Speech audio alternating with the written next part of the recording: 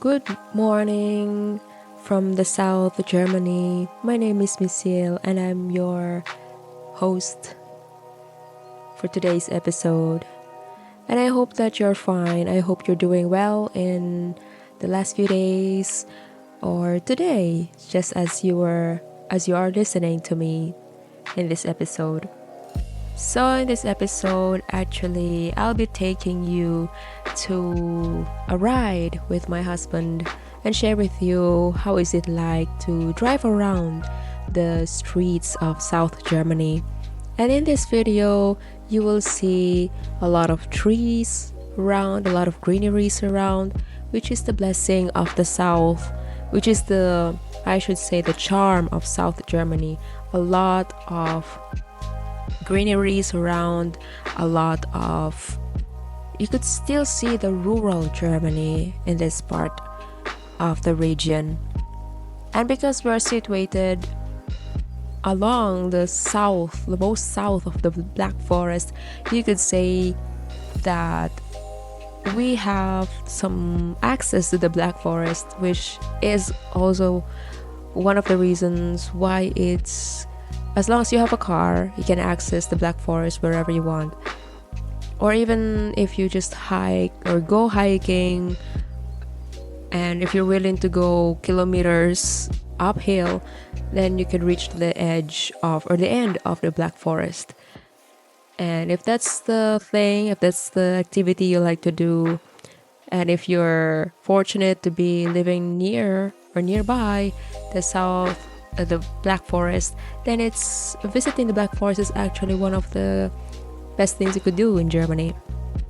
So in this road trip, you could see how slow life is in the South, which is quite opposite in my life in the Philippines, because back in the Philippines, before I moved in Germany, everything was hectic. I didn't have time to think because in every now and then, in every second of the day, there's always something going on. And as much as I want to exclude myself and isolate myself from these activities, there's really no way for me to escape, because aside from, let's say, they're within the family or they're within the neighborhood and so on and so forth, and everything was just loud, noisy and all. So being in Germany, living here for 5 years, gave me that perspective of life where having space in your life, having that silence or being comfortable with silence can actually be a blessing. Because when you realize the importance of having space in your daily life, as much as you want to exess yourself, as much as you want to force yourself to do as many things as you want in a day, it forces you, the slowness of the place, let's say when you move to places like this in the rural area, that forces you to live slow, that forces you to look around, that forces you to look within. So in this part of the video, we're looking at the forests around the Wieladingen castle ruins, which is, by the way, in the district of municipality of Rickenbach, in the Waldshut district of Baden-Württemberg. And as you can see, I don't know what trees are these, but they're so intimidating in height, and being exposed to forests like this allowed me to experience healing, and the kind of healing that I haven't done before, that you could actually regain your sense of grounding if you just look around like this with a sea of trees around you. How could you not be healed from the most traumatizing parts of your life, where when you're living in places like this, right? So as we're walking around, and I like to share with you that the point wherein if you have the chance to stay away from your desk, if you're a writer like me, you have the chance to sit away, to to stay away from your desk for a while and go around for a walk. But if you're fortunate enough to have places like this, why don't you go and allow these places to stimulate you? Aside from the stimulation that you get from the cities or the urban places, the stimulation that you get from these areas, it gives you a different charm, or it's unique. And especially for me that I came from the south of the Philippines. I came from the south, from the island of Mindanao. Mountains are like, yeah, it's part of us, but because we're living in the city proximity, within the proximity of the city, we don't really experience the mountains, but we see them from afar. I don't know if that makes sense to you, but that's how it was for me. Like back then, I saw mountains. Being in the mountain was like, okay, it's everybody's activity and so on and so forth, but it wasn't like within the family they really had interest to go mountaineering, for example. None of the family were interested in going hiking and go, do healthy activities for health purposes. They always want to just go around and go fancy. So activities like these, the Germans do in whatever way, in whatever reasons they have, health or simply for self-care. I really appreciate that lesson. I mean, it's a lesson that I learned living in Germany, because as a writer,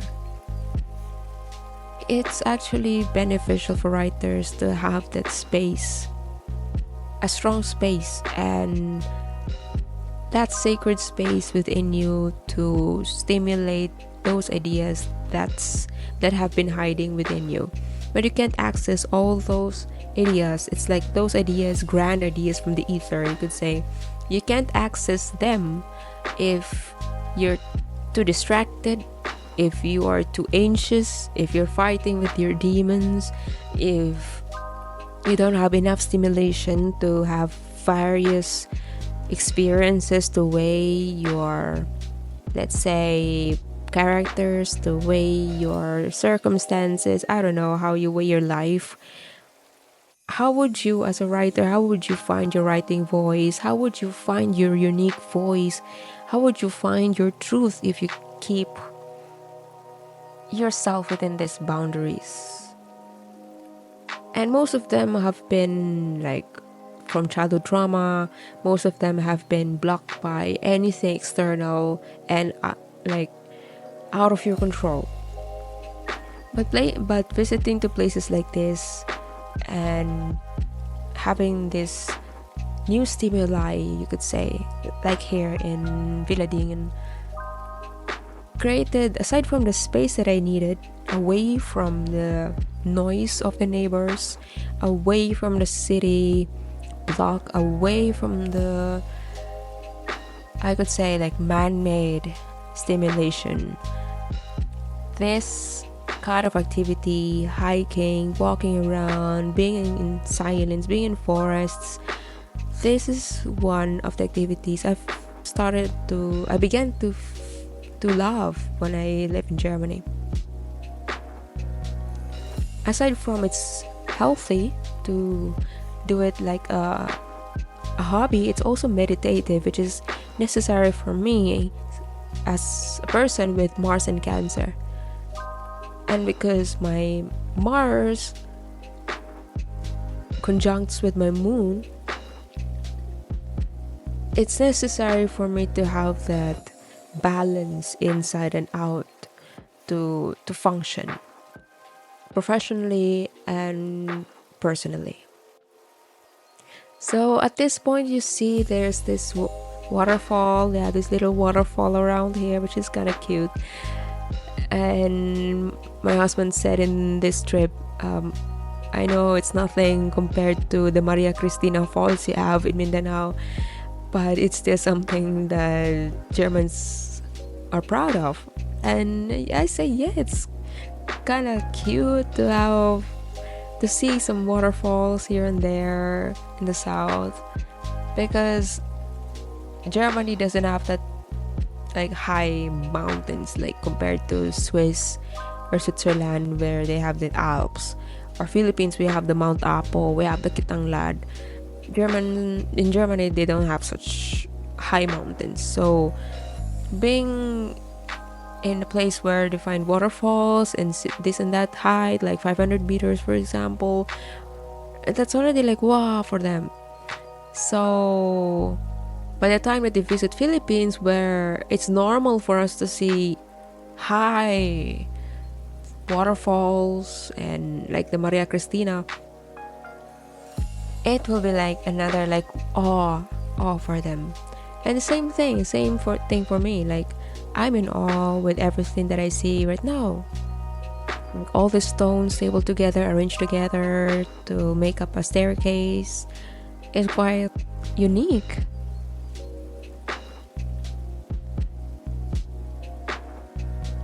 So to give you a backstory about this area in the castle, actually this property, the entire property, was built in 12th century with the hugged blocks of Upper Buntsandstein belonged to the property of Säckingen Monastery and was first mentioned in the documents around 1260. So as early as 1260, they already have mentioned this property owned by the lords of Wieladingen.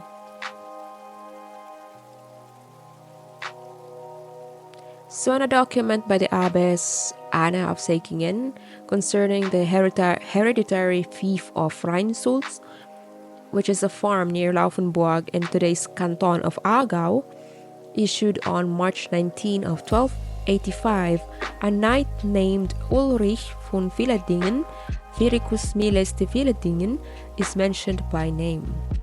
And in the 15th century, the castle fell into disrepair and was used as a quarry by surrounding farms. So the former castle complex still shows the remains of a double gate and a palace and a 28-meter high keep, which is still preserved up to this day. So as of now, you can see around the tower was overgrown with bushes, including a 400-year-old pine tree with a trunk diameter of about 35 centimeters. So I believe that they cut down this tree because of architectural purposes. I mean, they tried to preserve the place and the tree might be blocking it, or the tree has already destroyed a part of it. I'm not sure if I'm right, but there was no tree that I see there. So maybe I'm wrong, maybe I'm right, I don't know. But so after the attached gate was collapsed in the steep slope in 1982, there was a call for renovation. So around 1984 to 1996, the remains of the ruins were secured by volunteers from the Wieladingen Castle Ruin Supporters Association, and the tower was made accessible.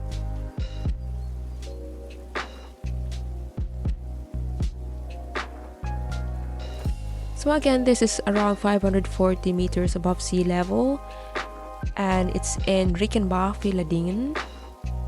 So it's a hilltop castle, a spur location, and it's owned by the nobles of Wieladingen.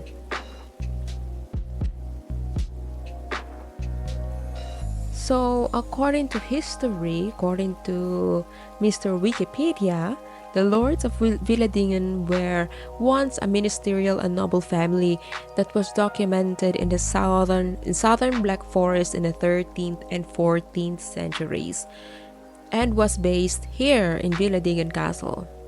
So the lords of Wieladingen owned property on both sides of the High Rhine and were employed as Maya in the service of the Säckingen Abbey. So in the course of the 14th century, the family sold a large part of its property, including the Maya office, which was sold back to the Sickingen Abbey. With Hartmann III, the main line of the lords of Wieladingen died out at the end of the 14th century. So around 15th century and onwards, this castle has been in ruins and was like not really maintained. So up to this date, you could still see the frame, the stonework involved. Going on here. Why? Oh, they had feasts and whatever, so yeah. And that's their coat of arms, kind of, so yeah. They've been musicians, so and there is a tale, so yeah, so like some Ronin, so yeah, so Hans with the violin, yeah. And he dressed up as a musician, so yeah, went down into the town, so into the how do you say that, the pubs, yeah. And his daughter was dancing, so yeah, so he's been entertaining, so yeah, so his daughter entertaining, so the merchant somehow who stopped over on the way, so yeah, while his people so robbed the cars of the merchant, so. And then they brought it all up here, so. But before, so yeah, they had all of that stuff under them, kinda, so. And Aargau so still has that one of them in their coat of arms somehow, so that's how influenced they had here from that small boy. So why is it important, by the way, why is it important for writers to go in such places?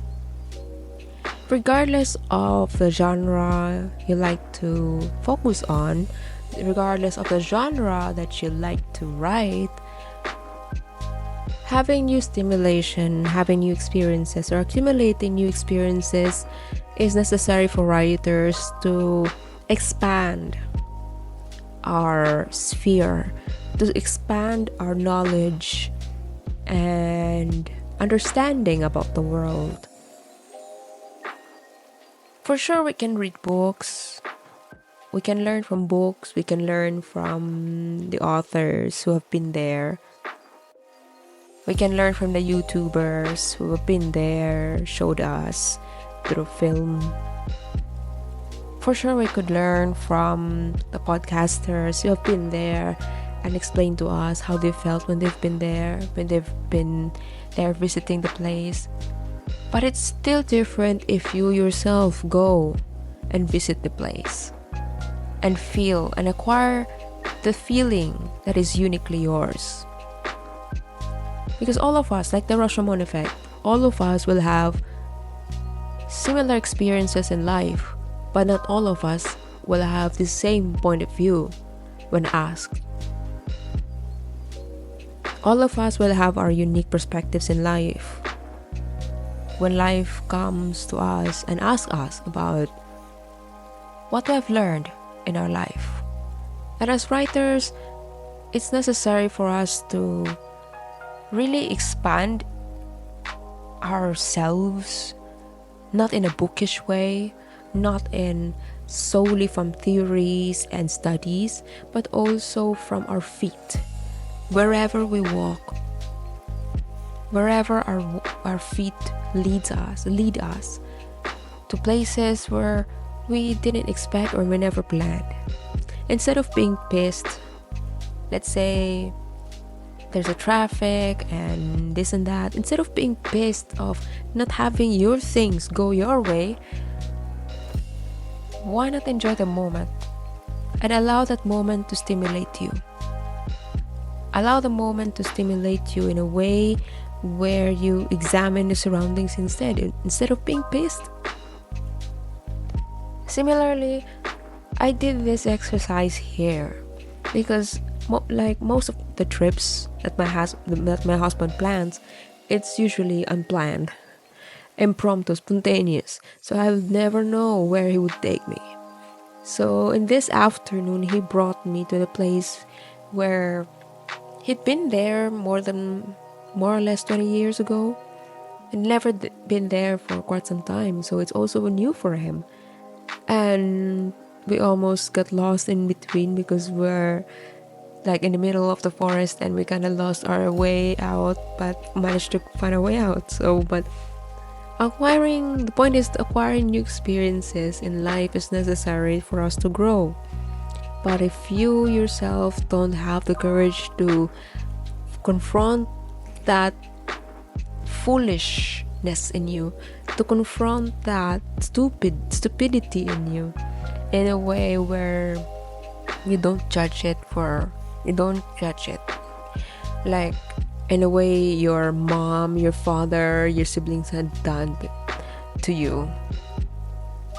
You confront your foolishness like a fool's journey, like the tarot card, where you are just free. You're just free. I mean, you can be stupid, you can be a fool, but you don't tell yourself that you berate yourself. That doesn't mean that it is an excuse for you to berate yourself just because you're a fool. Everyone is a fool in life, because all of us will learn. All of us will have to be a fool to learn in life. Otherwise, we cannot improve our life, just like the magician, the card next to the fool. We cannot be a magician. Because we don't have anything to alchemize. We don't have experiences to alchemize, right? We don't have that smartness, foolness in us, the crazy, the dumb in us, because we always focus on the good things about us. We don't want to face the dark, the things that makes us feel embarrassed and ashamed, fearful, all of these heavy emotions. You don't want to confront them. So that's one of the things that I realized in this video, because you work so hard. I imagine the family of Wieladingen, the Wieladingens, might have worked so hard, did all this, and they did everything to keep their power, but they've just been mentioned 12th century, and then their family actually ended, the line of Wieladingen ended around 14th century. Imagine, you work so hard for something that will only last for 200 years. But you have someone like Da Vinci, Galileo. I mean, you have people like that who focused on trying to build something for the world, trying to build something for the growth of humanity, not for themselves, to feed themselves. Because once you just feed yourself all the time, you build something, you build a castle, you build power, but that will just last for 200 years. And after that, this will be in ruins. It's nice to look. Like, visiting these ruins is really a nice place to look, and it's really, like, it's a cool thing, because we don't have this in Philippines. We have Intramuros, but we don't have as far as 1200. If there is, let me know in the comment section. Unless, well, we're talking about the Tabon man, we could go back, but there's a skip of timeline there. So from the time of the earliest ancient ancestors that we have in the Philippines, that recent one excavated in Palawan, if I'm not mistaken, and you also have there's really a big skip in the timeline. So probably if there will be more and more excavations, we'll figure out if there are still tribes, or there's still undiscovered species that weren't discovered or known yet. And that's the thing. Like, for example, when they discovered Tabon Man came like aeon. You can say like millions or hundreds of thousands at least years ago, if I'm not mistaken. But they didn't do anything. They didn't do anything to prove themselves. Hey, I am a Neanderthal man. They just were themselves. But the fascination, the impact that they have lasted for lots of time. It shapes the way we think about ourselves, about our existence in this planet, in this solar system, in this universe. But one thing that I also like to note is I wouldn't have this realization in life if I hadn't acquired myself a lot of experiences, good and bad, in my life.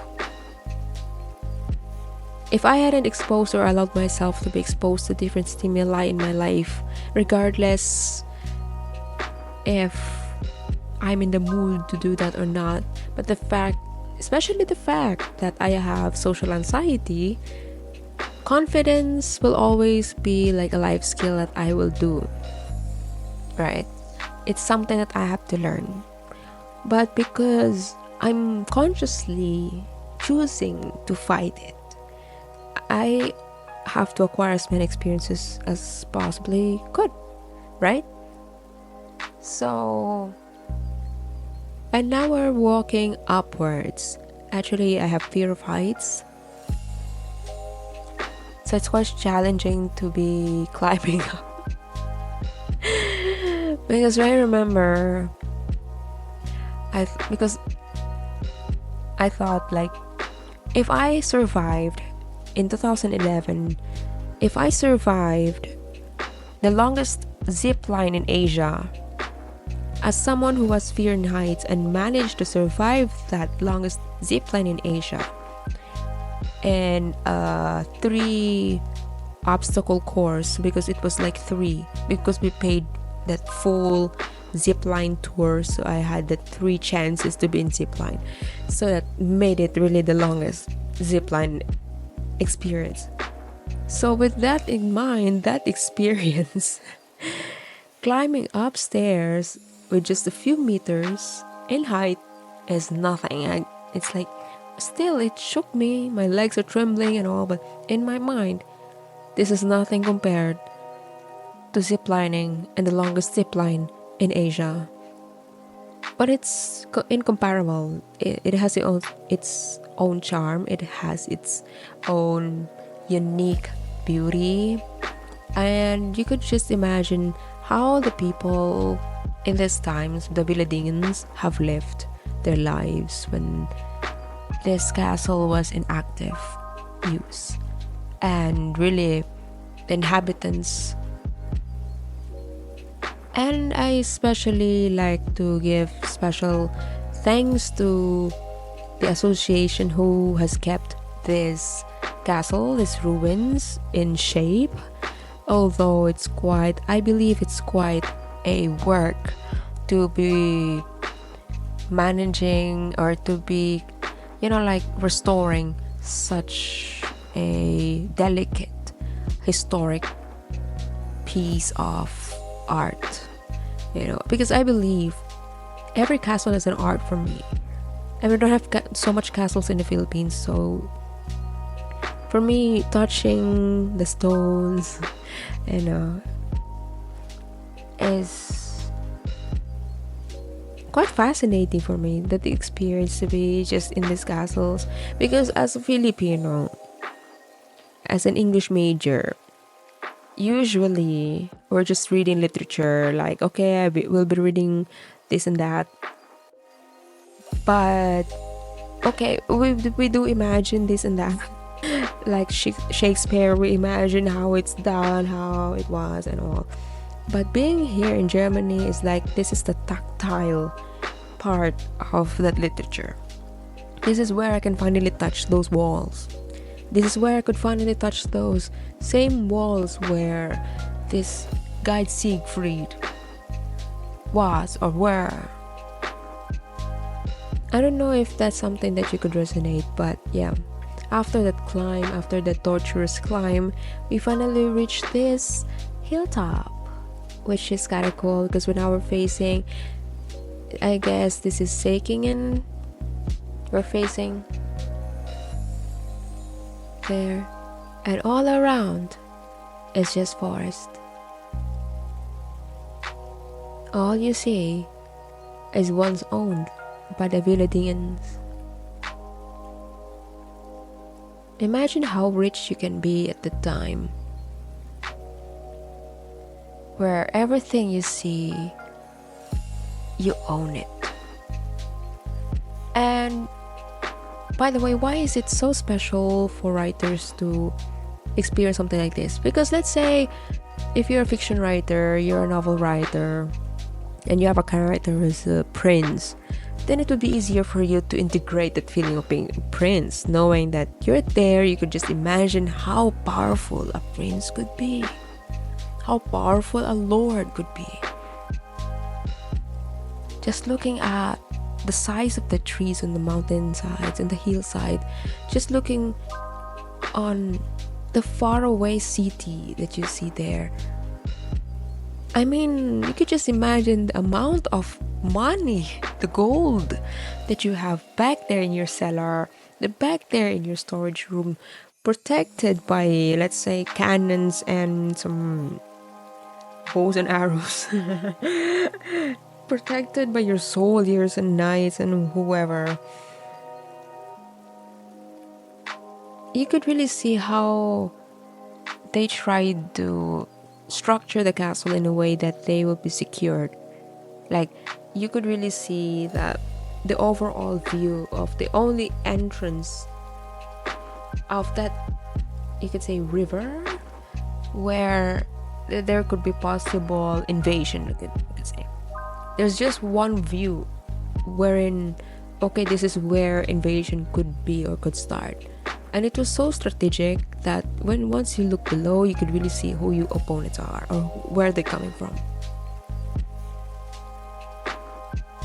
And it's so silent that you could really hear the movements of the trees. And it's so fascinating to be in such places because aside from its historical, it's also healing. And as novelist, as a fiction writer, it stimulates me in a way where, wow, I could actually write Erin's story like this. I could actually write my stories like this. Or this is how it actually feels when a princess stands here. Or let's say if I have a character who's a lord and is facing and he's in a crossroads of life, he's in Art 3, and he doesn't know what to do, he's confused. So he could be probably standing here, watching the trees, watching the city movements from a far distance. This is something you could learn. And like as I've mentioned in many of my videos, writing stories or writing in general isn't just about writing as many words as you can because just for the sake of it, just because you have a lot of words to look smart, or you have a lot of words to show, okay, I've finished this, just for the sake of finishing it. No, you put emotions in it, you put life in it. And this reminded me of the last comment that I received in one of my videos, wherein he has problems with trying to include emotions or make the character's personality move him enough, or maybe create some scenarios that would move him enough to project those emotions on the manuscript.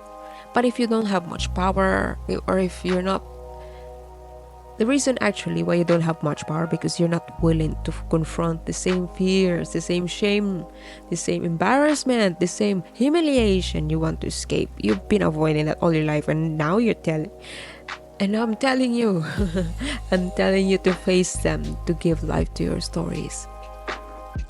So for sure you visit places like this and that, but you also have to look within.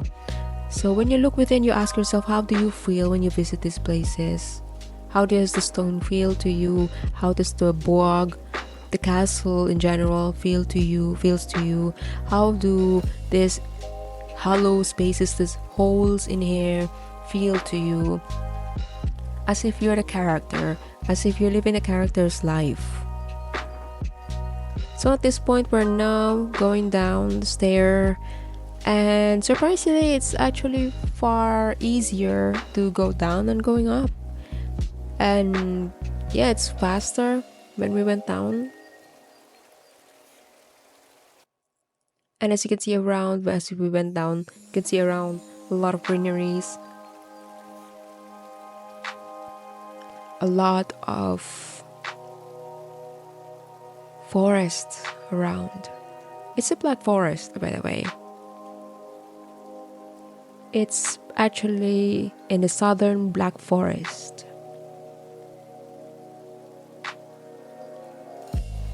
So the story, another part of the story which I hadn't mentioned it, is that the lords of Wieladingen were mayors in the service of the Sekingen Abbey, right?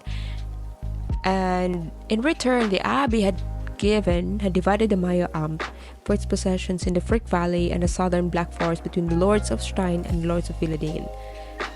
So the extent of the Wieladingen's area of responsibility only became more precisely known in the 14th century.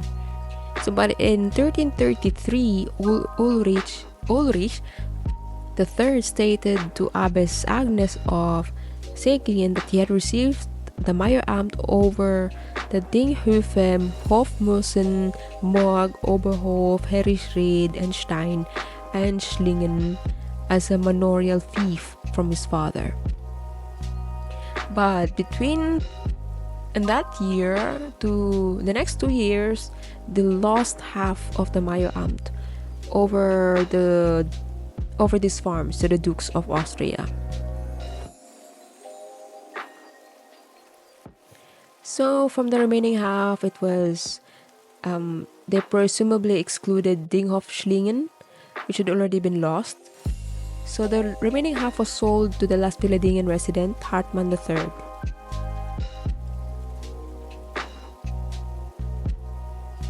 So all in all, this experience was unique in a way where it's also historical and healing and explorational, wherein for me as a foreigner in Germany, it also helps me to learn about the place where I live in, and as a writer it helps me expand my consciousness, it helps me expand my knowledge and understanding about the world, and as a spiritual person it helps me heal from all the emotional and psychological baggage that I've been carrying all my life.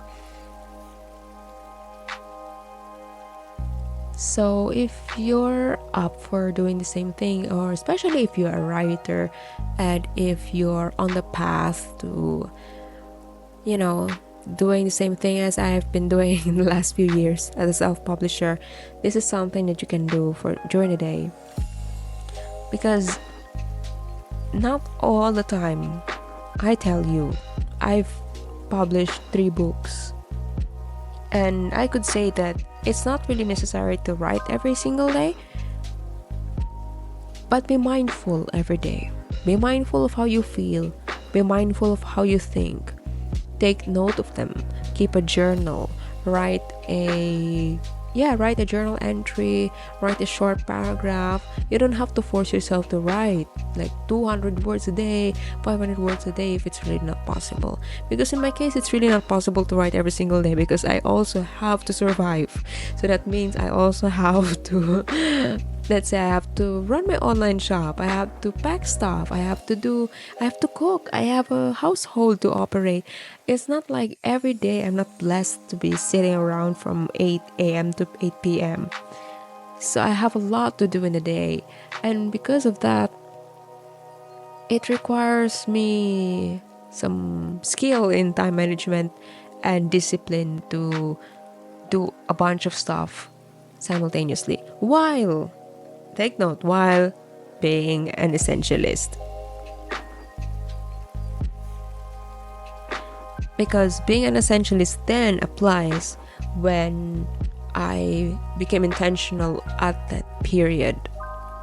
So let's say I have scheduled 8 to 10 for this project, then 8 to 10 that will be for that project. And then I limit that for 3 projects or 3 activities in the day. So that means from writing to the household to, let's say, doing research or doing something else or doing my online shop or doing something on the online shop, things like that I have to do every single day and in that week. So I have to divide that, all those activities to improve my efficiency and to keep the efficiency at home. And because of that, just being able to go out for a bit, having a walk and share this experience with you, have some fun and and like sharing these thoughts and feelings with you, being able to enjoy this forest, this tour in Wieladingen Castle, and showing you the spots of Rickenbach is an honor for me, actually, because being able just the ability to show you, to share with you my life story this way, to show you how my mind thinks and how my mind works when it comes to creating stories, to creating books, the discipline that I have, and being able to be transparent to you in a way where why like writing itself is isolating, and just being able to share this experience with you through vlogging, being able to talk my thoughts you could say with you, allows me to heal, allows me to reflect and be mindful of the things that I have done in the last few days, or be mindful of the things that I'm doing in the last few hours and the last few moments of my life. And just like this, just looking around the trees, just looking around everywhere green, and I know you will say, well, you're fortunate enough to be surrounded with nice trees and nice forest. Yeah, maybe I am fortunate to be living here, and because I know and recognize that it is a fortunate experience or an opportunity that came to my life, then why not relish it? Why not experience it? Why not immerse myself in it while it's still there? Because most of us, we only realize everything, the value of things, when it's gone. And I don't like to be that kind of person. I like to be the person where in that moment, good or bad, I'll give my heart and soul on it. Because by the time that it's gone, whether I earned the bad or the good experience, at least I could say I did my best. I did what I could do. It's not like I should have done this, I could have said that, I could have done this, I could have said that. And repeatedly, it will just kill me and my soul repeatedly. And that's not the life that I like to be.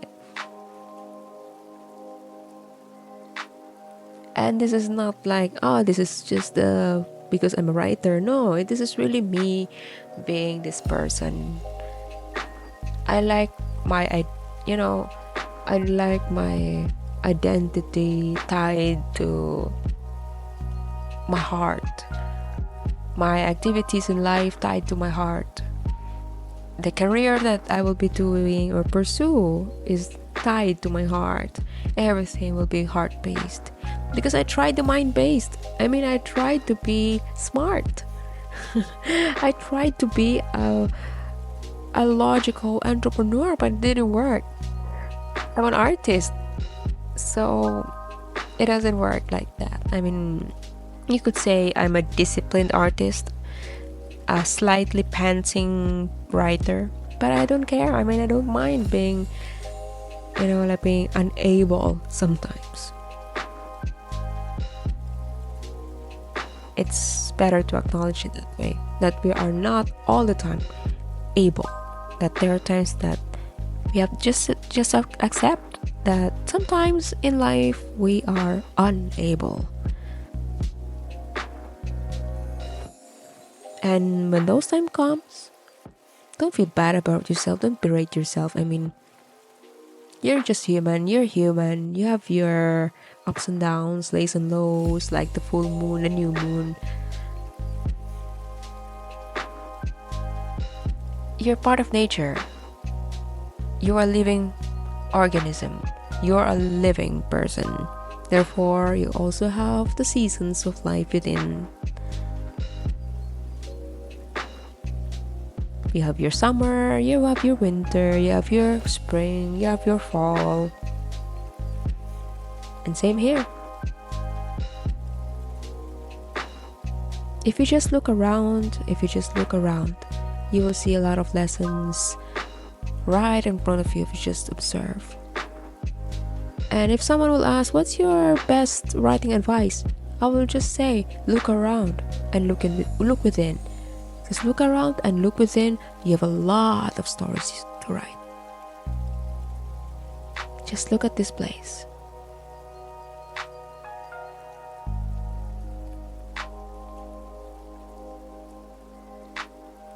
What can you write? What is that first sentence that came to your mind? What are the 5 words that came to your mind? Just that. Simple exercise. If you come to places like this, ask yourself or write down the things. They don't have to make sense. They don't even have to make sense. Just accept that these are the thoughts at the moment. And that's all for today. I hope that I send something to you, that you learn something from it today, and see you in the next one. Cheers!